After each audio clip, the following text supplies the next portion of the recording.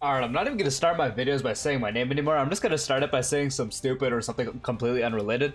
But like, yo, when I woke up, I did the free poll on Arknights, and I got another Hoderer, bro. I literally just singled him a few days ago, like literally right before his banner left. Off a random single, like 20 pity in. So, what the hell? Got him to E2 as well, because you know, why not? Anyway, what's going on, everybody? This video will be going over my final thoughts on Aventurine, as his banner is literally less than a week away from leaving, Robin almost being here along with 2.2, the anniversary for Honkai Starro finally being over. So I sort of want to be talking about my experiences with using him at every level. I want to be talking about how I think he fares and all that stuff, just like my overall thoughts. And so yeah, before I get to the video, drop a like, drop a sub, hit the bell icon, let's get straight into it. So practically, I have not used him not on a single team at this point. I've used him with every character I possibly own that is built. And practically on every single team, he's done his job well. As you guys do know, I am someone who now has an E6 S5 Aventurine. I have used him at every single level. I even have a video on me using him at every single level that you can check out. But throughout every time of me using him, I have literally had a DPS set on him. I have the Pioneers with Inertial Salto with pretty much offensive stats: crit damage, speed, imaginary orb, and defense rope. And even at E0, practically he completely sustains the team, like at all times. At E0, all the way up to E3, mine did not have the 4K defense requirement. He was about 300-ish off, and he still provided enough shield, he still got enough crit rate, he still was just doing his job perfectly.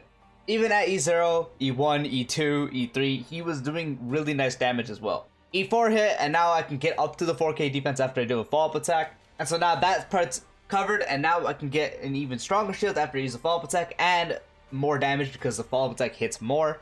And giving him more defense means the scaling is even better. So literally at every single level, despite not having a pure sustained build, this guy practically made it to where no one took fatal damage at all. I probably only had one time where someone almost died, but didn't actually die.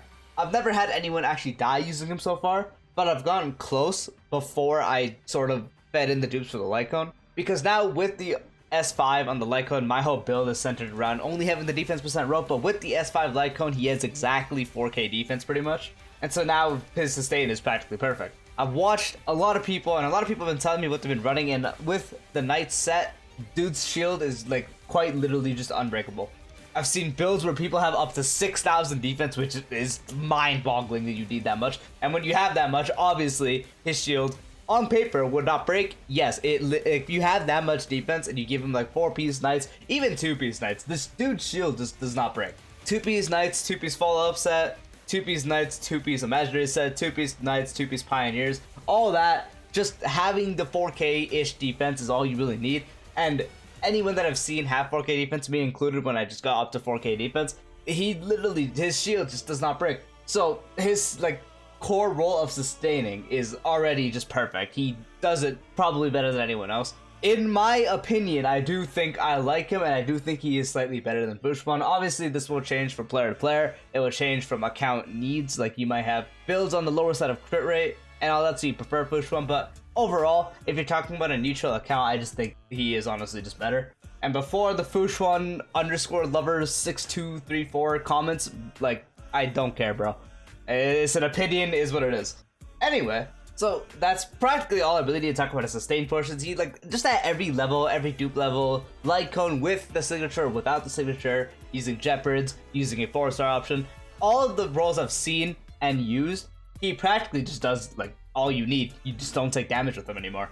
And my god, in Golden Gears, this dude is insane. He just, the preservation path was literally made not with him in mind, because as we did have the preservation path in the beginning of the game, the buffs with him are just actually ridiculous. Like, the whole thing was just not made with him in mind. So every buff practically he benefits hella off of, and it's just actually insane. You Golden Gears, you have Aventurine, and you probably can beat Conundrum 12. It's honestly probably not even that hard. And for a sustained character, his damage is just really good. I don't care if you tell me, oh, 20-30k is not that good. He's a sustained character that just gives you a free 30k pretty often through a follow-up attack. He has an ult that does 20-30k that makes enemies take even more crit damage. Like, I don't know why people are comparing him to a DPS like Acheron or Jinglu. It doesn't make sense to compare a sustained character because the whole thing of, oh, he can do good damage. Okay, let's compare him to a character that's made centered around DPS is so stupid. But no, dude's sustain capabilities already godlike, and now his extra damage on top is really good. Obviously at E4 and E6 he gets a major damage increase to the point where he can sort of be on the main DPS side level, but obviously E4 to E6 isn't realistic for most people because most people don't go for Eidolons, or they might go for 1 or 2 at most.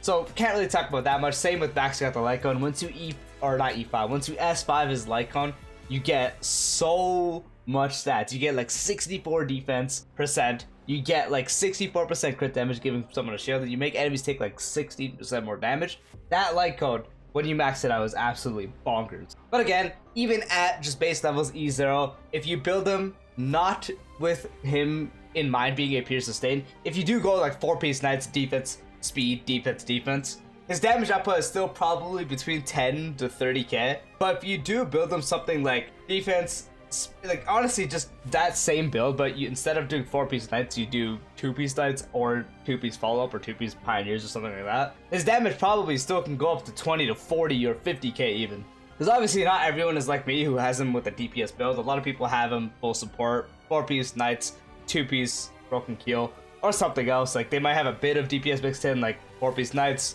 2-piece Inner Sasato, and stuff like that. But literally in every single scenario, the dude just does everything perfectly.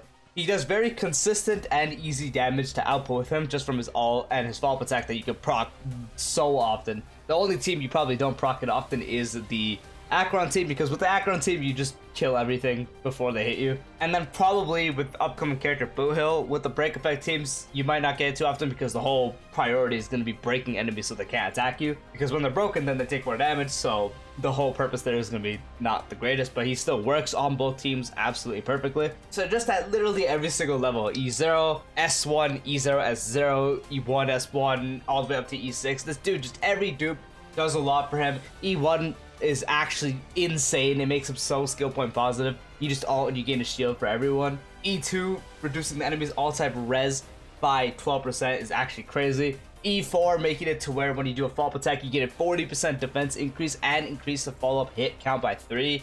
And then E6, turning this guy into like an actual main DPS type level with 150% damage dealt when everyone has a shield. It's actually just everything. Like every sort of upgrade to this guy is just crazy. I can't look at a single part of his kit and be like, this could be a little better. Like honestly, everything is just really good. And actually, I've seen a lot of you guys tell me that I'm surprised at how many people actually do prefer using him over Fushuan now. Because I thought people would probably be like, oh, I like him, I'm not going to summon for him because I already have Fushuan. Or, oh, I think I prefer Fushuan supported better. Because Fushuan is still like the same level pretty much, if you consider it at a baseline. But a lot of people have been telling me like, oh yeah, no, I prefer using him way over Fushuan. And I've honestly been pretty shocked because I thought it'd be the reverse. I thought people would like using Fushuan more than him, but it's actually insane. But like personally too, because this is the first final impressions video, so my impressions, honestly I like agree 100%. Like I think it's so much better. Even at E0, I've had a Fushuan. My Fushuan is at E1 S1. I've used him at E1 S1, E0 S1. Even at E0 S1, I prefer using him way more than Fushuan because of support with the crit damage he gives with E1 and the crit rate. All that's nice, but I don't really have builds centered around that. And so just being able to not take damage at all is so much more like easier to consider for teams. And then making enemies take more damage with the follow-up attack, making enemies take more crit damage with the ult, just everything Aventurine does is just actually just really insane. And again, as I mentioned multiple times, I thought he had my favorite kit in the game. I've said it, he has my favorite kit in the game. I've honestly never had more fun using a character in Honkai Star so far. From the release of Zele when the game was new and me having so much fun using her with the resurgence and her just being the best, to Blade, who was my favorite character for a little while, him having HP drain, because I'm someone who's absolutely, if you want to sell me, you give me a character that HP drains and can lifesteal and I will be sold. So him being like my new favorite to use, a new favorite character. To Danheng also just being really fun to use, but not that crazy until Sparkle at least. All the way up to Sparkle actually releasing and making practically any DPS fun. This guy pretty much just came out, took my favorite character spot, took my favorite kit spot, and I've honestly just never had more fun on the game.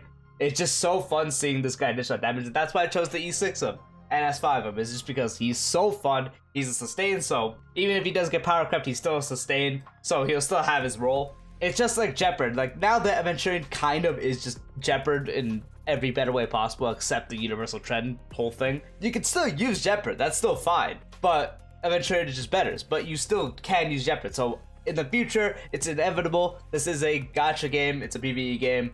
Characters will eventually get power crept. Aventurine will be power crept, so that might happen eventually, but even if that happens, I can still use my favorite character, so it's honestly not that big of an issue to me. So yeah, just having a build on him that does damage, him at E6 doing so much damage and also just making the team not take damage, even at core, sustain portion, just the fact that he doesn't take damage is just, it's insane to me that they make a character that shields go up to this level of strength to the point where no one on your team can take damage anymore. It's just absolutely wild. But yeah, that is pretty much my final impressions of Aventurine. As you do see, I'm very satisfied with him. I honestly, like, I have no complaints at all. Like, I just don't have any. But yeah, let me know what you guys think. What are your final impressions on Aventurine? Are you more hyped for 2.2 than the update to come? Or are you more hyped for ArcDance 4.5 that just came out? Because me personally, I'm more hyped about that 4.5 than I am 2.2. So I'm gonna edit this. I'm gonna get back to playing 4.5 on ArcDance. So yeah, let me know. Have fun.